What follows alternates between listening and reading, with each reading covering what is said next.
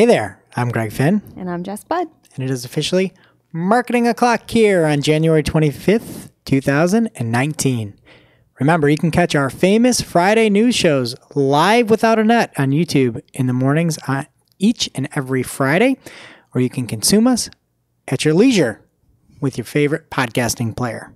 And remember, you can follow along with us in our show notes. Just head over to marketingoclock.com for all of the links from today's show.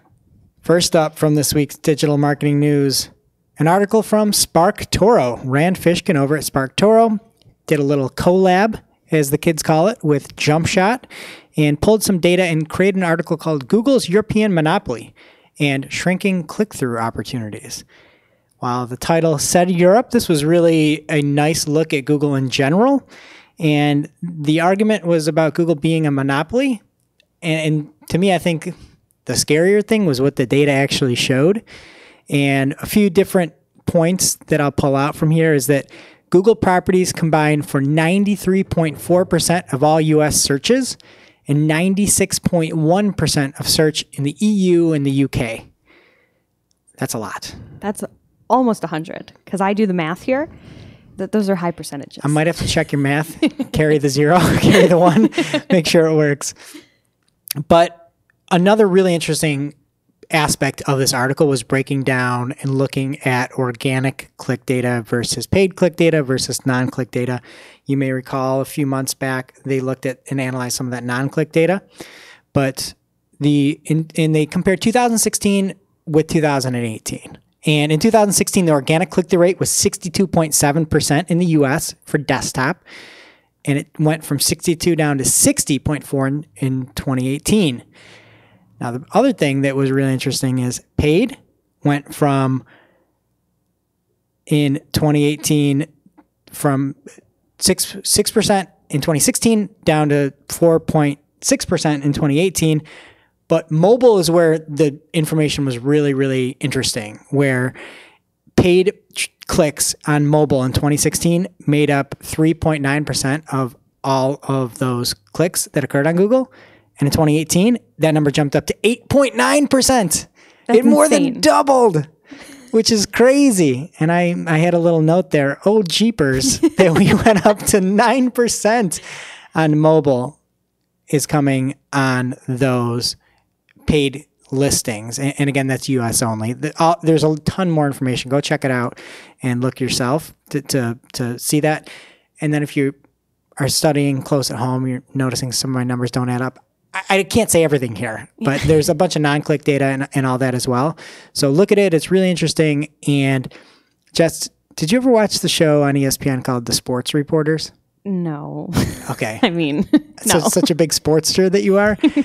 On the show, it's a bunch of like crotchety old sports reporters, and they'd go through and I'll have these little back and forth. And at the end, they get to do this one parting shot. And it was like, you know, like Bob Ryan from the Boston Globe would have a blazing hot take before hot takes were even invented. And I just thought of this with the final sentence that Rand had on this article where he said, "This data paints a stark narrative. Google is a monopoly in at least search and browser market share. It uses its monopoly power to gain advantages in numerous other areas: video results, maps, local results, shopping results, etc. And while SEO and PPC remain powerful channels, the former, organic search, is being slowly cannibalized around the world, yielding more monetization and data gathering value for Google and less for everyone else." So I thought that was like Jimmy Buffett dropping the mic after that Saints game there. Huh? Just bring it full sports circle. Jimmy Buffett doesn't play sports. He sings at sports. He does? Yeah, drops mics. Does he do mics. like the Margaritaville song? That's I think like right? the anthem and stuff. Oh. Well, he should just open the games with Margaritaville. That might be better. I feel like alcohol sales would go up. Some people might be upset about that, but hey. Do both. Keep everybody happy. Okay. Nobody can complain about that. So something else that I thought was interesting in this article, just a little side tidbit, was that it noted that people in Europe want alternatives to Google, which is funny, because they're not behaving as such because they're using Google more than we are here in the US. But that kind of blew my mind, because that's something I never even think about here. Like if I want to search something, I'm on Google. Oh, Google. I thought you were going to say Bing. No. Okay. No. I appreciate Bing. I use it as a digital marketer for advertising. There's a lot of good opportunities there. I don't discount the fact that it exists, but I'm never like in my personal life out there searching and, on Google and like, I really wish I had an alternative search engine. I never think that. And it's crazy to me that apparently that's a trend in Europe, enough to talk about. Just a side note. Okay. Next up, strap in. LinkedIn's interest targeting lets advertisers target ads based on a user's professional interests. This is really exciting. This is a quote from the article. The interest targeting feature will allow advertisers to reach audience members who have interacted with content on topics like AI, customer experience, and more. And those are just a couple of examples, but they are going to have over 200 topics now available for targeting. So this is great. I love having more options. This is actually a really, really decent targeting option. I feel like it's going to help LinkedIn advertisers a lot. And they did cite that people that had early access to this were getting increased click-through rates using this targeting versus some of their other targeting methods. And one advertiser saw a lift as big as 25% in click-through rate, which is probably pretty stellar compared to some of the things that we might see, but you never know. So I think that's a really awesome new targeting feature that is coming and is rolling out to everyone this week. One feature that I'd really like to exclude is to be able to exclude interests. And I want to exclude, we'll call it, folks that like those dopey adult business memes. Do you ever, you don't use LinkedIn a ton? No, I don't. Whenever I go on LinkedIn, it's people and there's some business meme about a glass of water and how it's people look at it different. I don't know. I don't like those memes. I don't like those adult business memes. I want to exclude them. They're never the people that I want are people resharing adult business memes. Or ABMs. ABM. That should have a name. Yeah, it does ABMs. Now. And I was just looking through LinkedIn's listings. They had a blog post and you could go through and take a gander at those listings. And it was really funny, when you're doing something on Facebook's ads manager for Facebook or Instagram, you can target things like NBA memes or like sadcore or something like that. Sadcore. But on LinkedIn, it's like your options are family and personal relationships. And another one is financial crime prevention. That's like, this is a nice change of pace, I guess. Those are my favorite thing. I'm really into those things, I guess. Yes, family and personal relationships. Those are good. All right. So next up, and before I get to the next news section, I just realized on the previous version, we're here doing it Bill O'Reilly every Friday, doing it live. And I switched the data for the desktop searches from that Spark Toro jump shot. It went from 4.6% paid on desktop in 2016. And it, again, increased all the way up to 6% of clicks in 2018. So those are increases across the board for all of those paid listings. Sorry that I got it twisted there. And on to the next story. It comes from Unbounce, and it is called Think Fast, the 2019 Page Speed Report, Stats and Trends for Marketers. Hey, Jess. Hey, Greg. This just in. Speed matters. What? I had no idea. That's what the survey says. It's actually really well done. There's a lot of stats in there, and there's a couple of kind of key takeaways from it. Check it out yourself. There's, again, great visuals and all that. But nearly 70% of consumers admit that page speed impacts their willingness to buy from an online retailer. Obviously. And 85% of participants' landing pages were lower than Google's recommended landing page load time of 5 seconds or less. And that's at a 3G connection. And that's not good news. 5 seconds is a really long time in internet time. So that seems crazy that that's even their recommendation. Yeah. Internet time, it's like 1.5 human time. Yeah. That's like, let's just soak that in for a second. 5 seconds is a really long time. Yes. And again, that was on 3G, so you are mobile and you might be like, hey, whatever. There's also some interesting stats that a lot of people didn't blame the site itself. They blamed their connection, which is kind of cool. Again, really good article. One thing I liked from this is that Android users are more patient than iOS users.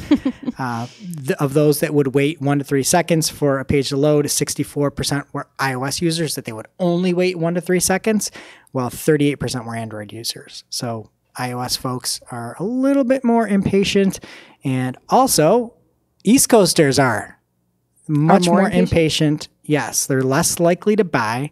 than those West Coasting surfer bros out there that take the time to soak in the sun while we're sitting there freezing. We don't have enough time to make that sale. So again, East Coasters are less likely to purchase on slow sites. And again, a lot more great information in the article. Wow, that's actually really interesting stuff. I can imagine people in the South too, because they take their leisurely time with things. I always love going down South, and everybody's just so nice, and they take their time, and I feel like the impatient Northerner that's just going down there and ruining their time. So I bet they don't mind either. They're probably like the West Coasters. Something else that I thought was interesting, not interesting, I guess funny, in this article, it says web pages don't have loading bars. So when a page is slow, the visitor doesn't know if the delay will be another 500 milliseconds or 15 seconds. Maybe it will never load, and the back button's right there. I laughed at that, dude. It's never going to load.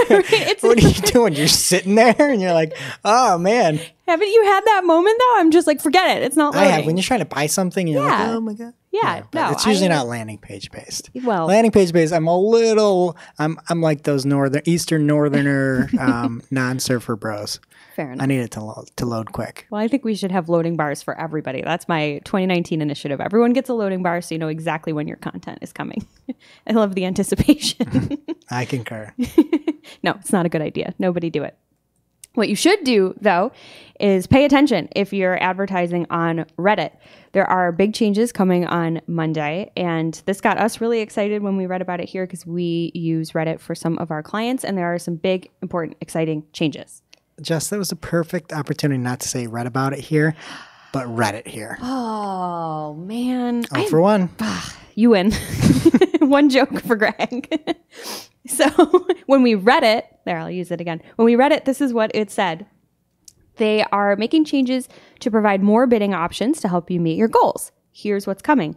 An app install objective, which will help you optimize for mobile app installs. You can pay for pay-per-click on that objective. Bid awareness and reach bid updates are coming. Ad groups associated with brand awareness and reach objectives will now require a minimum bid of $5. So if that's something that you're using, pay attention, might need to raise your bids. And my personal favorite, cost per click bidding is coming. No more being forced into CPM if you have a traffic or conversion objective. You can now choose to pay per click. And in my notes, I just wrote, yay, with like a ton of Ys, because that's awesome. Yeah, and not surprising that people don't like CPM. No. And Reddit ads used to have the ability to bid on a per click basis, and now they're rolling it back. And again, Reddit, you're going to learn a little more when we keep going through, but ad innovation is great. And yes. Marketers, advertisers love innovation, and just rolling it to just a straight CPM option sucks. So thanks for rolling that back. And again, I thought that it's now a better headline for this instead of upcoming updates to the Reddit ads platform might be, hey, we made it usable again. Reddit ads were usable again, folks. So check that out. Come back. Okay. And that brings us to this week's lightning round. Pew, pew, pew, pew. Okay, the first article is from Amazon, Amazon's advertising blog, and the title of the article is Introducing New to Brand Metrics for Advertisers Who Sell on Amazon. So advertisers now have the tools that they need to estimate the cost of acquiring new customers, according to Amazon.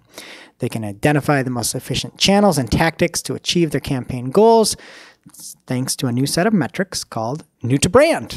And what you will be able to see here is total new to brand purchases and sales, new to brand purchase rate, and cost per new to brand customer. So basically, if somebody wasn't searching for you specifically, hasn't seen your brand, there's a new set of metrics to say, here's what it is to attract a new customer, hypothetically. Because it, again, is still all on Amazon, and you have no idea if they are really new to brand or not off of Amazon.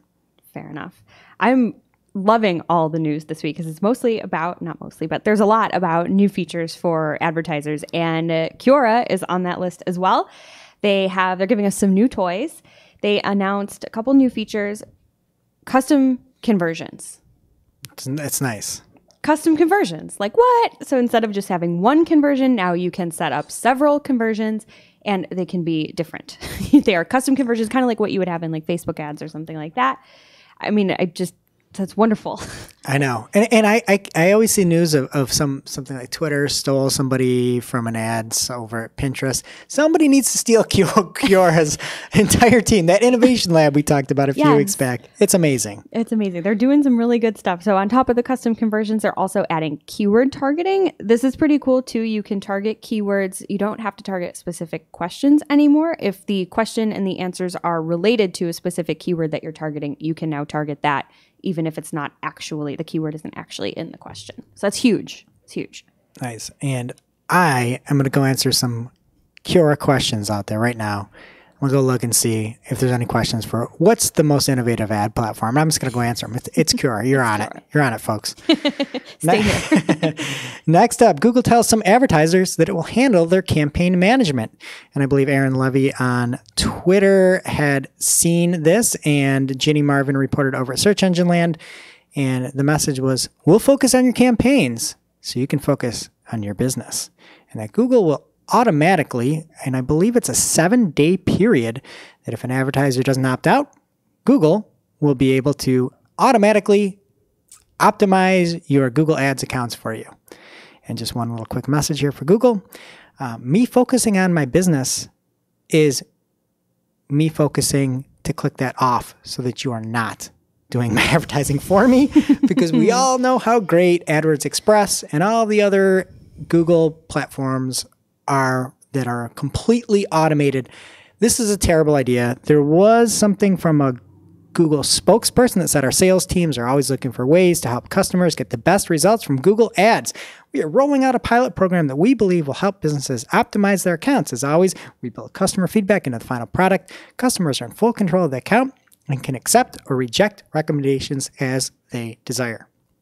To me, this should be opt-in. Mm-hmm. This should not be opt-out. Mm-hmm. That is dangerous. Yeah. So if you haven't checked your Google Ads account in a while, you might want to check that and make sure that you're not going to be opted into this program. Yeah. But if you haven't checked your Google Ads account in a while, what are you even doing? Well, it could get worse. That's true. It could get worse. And yeah, you can reject something, but how long of a time do you have to reject it? Well, you might just be like, hey, I'm Ron Popeil here, setting it and forgetting it and thinking this is going to go fine, but then this could take it off the rails. No, I've just been SMHing over here this whole time, just shaking my head. I can't believe it. Okay, something good that Google is doing, though, for small business owners or business owners in general, they're adding new features to the service area portion of Google My Business. So if you have a business, but you're not necessarily a brick and mortar that people can walk into, that's not a problem. Say you're, a plumber, you work out of your home, but really you're servicing a whole area. You can set up a Google My Business now very easily. When you go in there, if you're new to Google My Business, there are a set of steps. They ask you if you have a static location or not. And if you don't, it's very easy to set things up. If you're already in there, you can go in and change things now too. There are, again, new service area specific settings that you can go in there and change. So if that's not something that you have used before, but it matters to you, go in and check it out. Yeah, and I just can't wait for all the spam that people are going to do with this now, because when you have a physical location, you can't really mess with that. There was a bunch of stuff people did with Regis back in the day that did work, but now you're like, oh yeah, my service area, like, yeah, I'm Omaha Steaks, but I serve everyone, right? Like, no, you're Omaha. You only ship to Omaha. Steaks. I don't know. No, but in reality, I could see people saying, yeah, we serve everywhere just to try to get more traffic, especially if it's maybe not as competitive in the service industry. So that makes sense. I would hope that Google would correct for that somehow, that they're paying attention to this, but excellent point. Okay, next up from TechCrunch, Twitter is testing an original tweeter tag to distinguish who started a thread. Apparently, seeing who tweeted first was hard. And so now there's a little gray original tweeter, or hashtag OT, as I'd like to call it. You're the OT of this thread. And now you can see who was the original tweeter, because that's the thing. That's how much help we need these days. Well, it's cute, though, right? I appreciate that. I mean, people like my dad maybe need that because he doesn't know how to use Twitter. Oh, who's the original tweeter here? Let me put my monocle back in and see who this is. Do you know that song, Original Prankster by Offspring? Yes. And they're like, original prankster in the dumb voice. I've been singing since I read this last night. I've been singing it with original tweeter, like really stupid in my head. Well, we need a parody song now, folks. Original tweeter. Get on the Twitter. I don't know. That's just how my brain works. Okay. Expanding. I'm just going to read the headline. Just go right into it. Expanding advertiser access to 15-second non-skippable video ads. You heard it right. That little gem of a slot that used to be available only on YouTube's or only with YouTube's reservation service is now available for everybody. So you can get in. They're rolling this out slowly within the next couple of weeks, so don't panic if you don't have it yet. But if you ever wanted to have that 15-second non-skippable slot on YouTube for your ads, you can now. Awesome. And one note is this is on a CPM basis.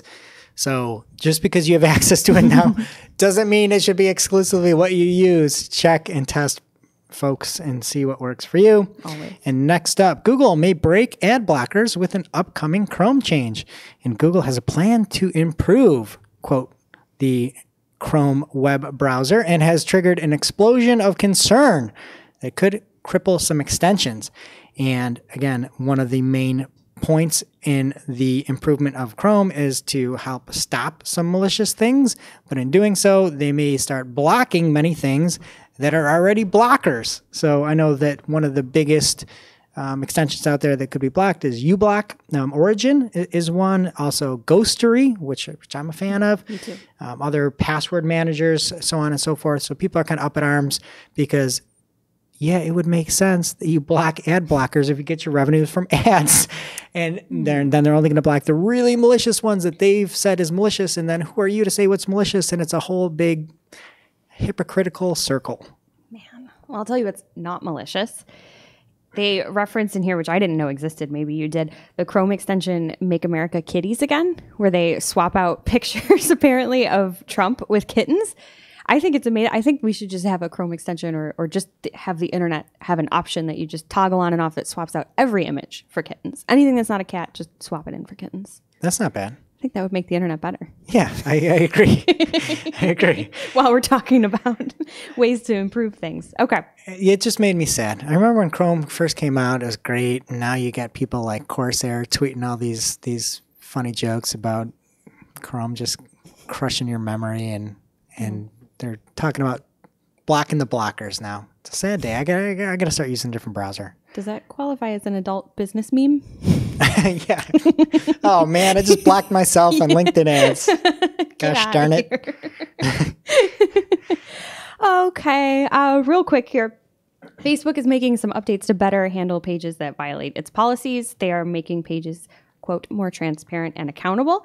They're going to basically, if you have, if you're a repeat offender or you have duplicate pages or false content, they're cracking down. If you're a page manager and you're worried that some content has been removed from your page or something like that, they have a new tab when you log in that you can look.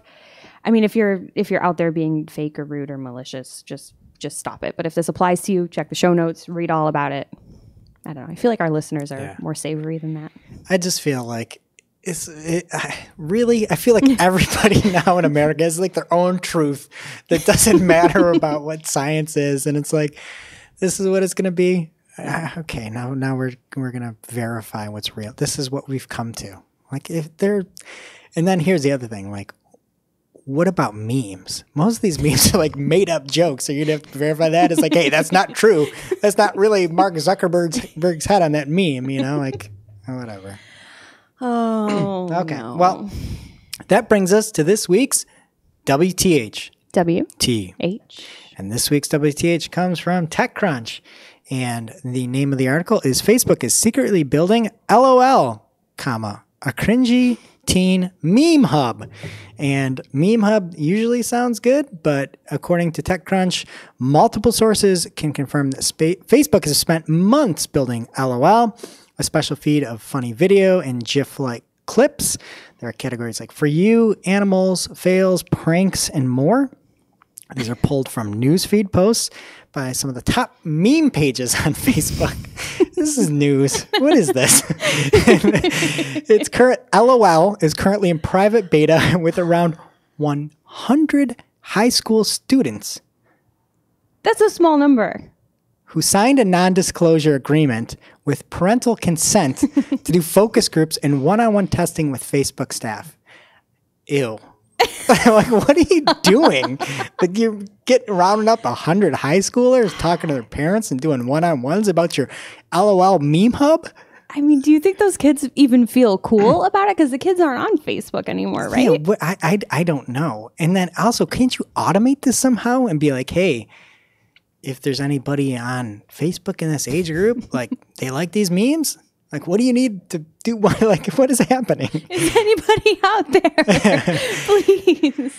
Okay, LOL could also soak up some of the low-quality videos that Facebook has scrubbed out of the newsfeed, according to TechCrunch. And they did that a year ago. And the hope was to decrease the zombie-like passive viewing that can hurt people's well-being, again, according to TechCrunch. So that zombie-like viewing, just go to LOL and DIE, I guess. Like, what is happening? So I don't know. This is a terrible idea. It's just super creepy. You're like, hey, here's 100 high schoolers that talk to their parents and do one-on-ones about memes. Yeah. I don't know. I don't like it at all. It doesn't make any sense. I like, too, that it said the content, one of the possible downsides is the content on LOL is sometimes weeks old. And so meme-obsessed teens might have seen it before. But I'm just laughing because, Greg, I mean, we as an office discovered the Yee thing like a year ago. And apparently it's been around since like 2012. So maybe we would use LOL. I also picture these people that they're like these zombies, like then they just need like the freshest, dankest memes to like consume, and they're like, "Oh, it's weeks old. I can't do this." Like, it's just ridiculous. Eat your brains for breakfast. Okay, and that does it for the WTH, and brings us to this week's cool tool. Cool tool. This week's cool tool comes from Google. And more specifically, the @Google Analytics Twitter handle that announced, you've asked, we listened. The Google Tag Manager course on Analytics Academy is back. Woo. So what you have back, folks, is Google Tag Manager Fundamentals. And it is a certification that you can now get on Analytics Academy. You do have to register. You got to give some information. But this is just a great learning resource, a tool, and a resume builder for folks that are looking to increase their skill set. So again, that is back, the Google Tag Manager Fundamentals. And there's a really cute GIF that somebody replied to the tweet with. It's a cat with sunglasses for anyone that's not watching, and he puts the sunglasses on, and it says, "Sounds good to me." Making the internet better, one cat GIF at a time. Maybe we'll find it on LOL in a couple weeks. All right. And that brings us to this week's must-read marketing article of the week. An article so in-depth, so detailed that we simply cannot cover it in detail on this show. This week's article comes from Diana Ford over on Search Engine Land, and the name of the article is 25 Tools to Streamline YouTube SEO Optimization. And Diana runs through a variety of different categories of YouTube optimization: video pre-production, analyzing yours and your competitors' channels, snagging competitor tags, video post-production, polishing off the video, optimizing the video, video prioritization, so on and so forth. It is fantastic. There are 25 tools that if you're doing YouTube, you will likely find something here that can help you on your ventures. So thank you, Diana. And that does it for today's show. It is now officially not Marketing O'Clock. Remember, you can catch everything from the show on marketingoclock.com. Make sure to subscribe so you don't miss a single episode. And we will see you next week.